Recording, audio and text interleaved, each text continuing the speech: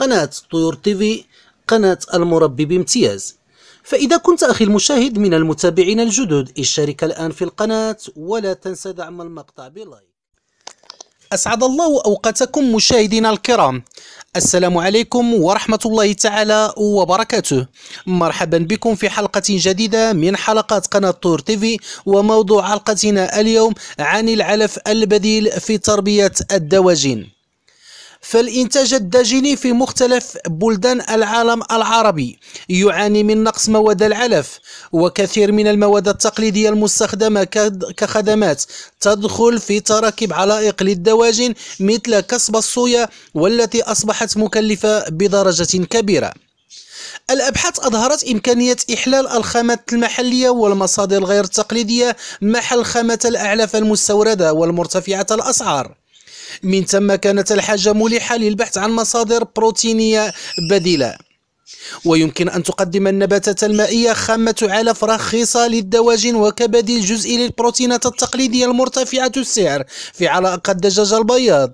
وتصنف النباتات المائية تحت الأنواع العائمة. الأزولة توجد في القنوات وحقول الأرز الأماكن المبللة سواء في الأجواء المعتدلة أو الحارة. والأزولة المجففة بالشمس مصدر بروتيني وكربوهيدراتي جيد، وإن كان محتواها من الرماد مرتفع، وهذا ما أوضحه الباحثين إذ أثبتوا فوائدها الكثيرة. فالأزولة هي عبارة عن نبات يعيش طافيا على سطح الماء، ويحتوي على نسبة عالية من البروتين تصل ما بين 25 و 44%. يستخدم كعلف للدجاج البياض والتسمين والأرانب والمواشي والأسماك والأغنام، خاصة البط.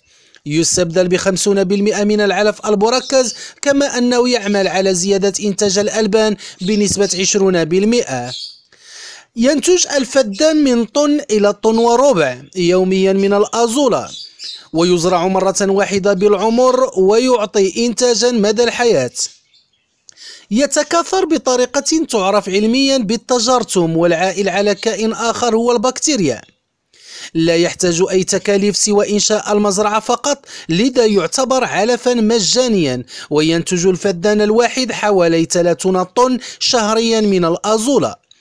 تستخدم بنجاح في الزراعة كمخصب نيتروجيني طبيعي لمقدرتها على تثبيت الأزوت.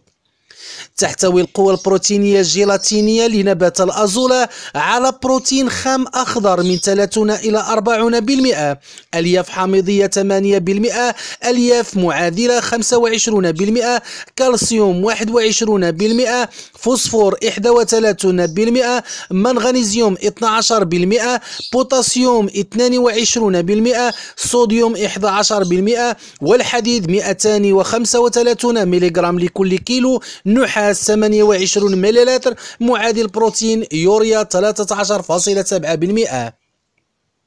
أما عن مميزات زراعته، فمن خلال استصلاح ملايين الأفدنة في الصحراء وتصدير الأزولة الجافة، توفير نفقة الأعلاف وارتفاع ثمنها، وبالتالي يساعد على خفض أسعار اللحوم، فضلا عن توفير مساحة البرسيم لتحل محلها زراعة القمح لتحقيق اكتفاء ذاتي، وتشغيل ملايين الشباب في مشروع إنتاجي مربح بدلا من المشروعات الصغيرة الغير المجدية.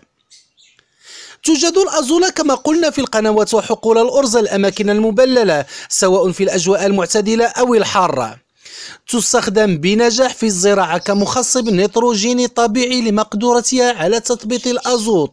هو مصدر غذائي جيد للإنسان، يقوم بتنقية المياه، ومصدر غذائي جيد رخيص للحيوانات والدواجن والأسماك.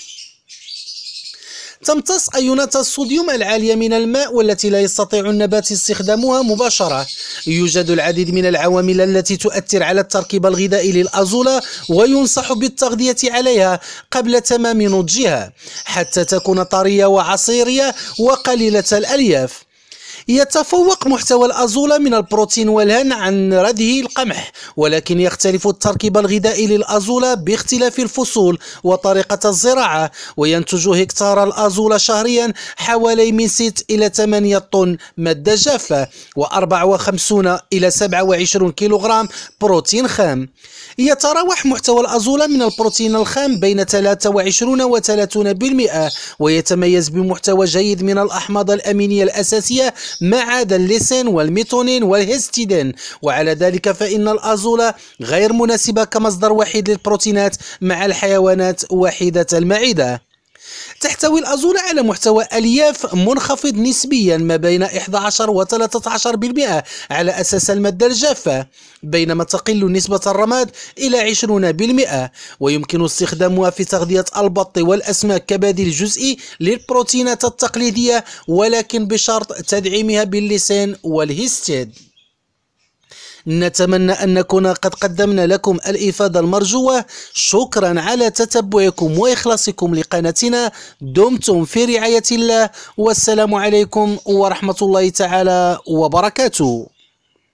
إن أعجبك الفيديو لا تنسى الإعجاب والاشتراك في القناة.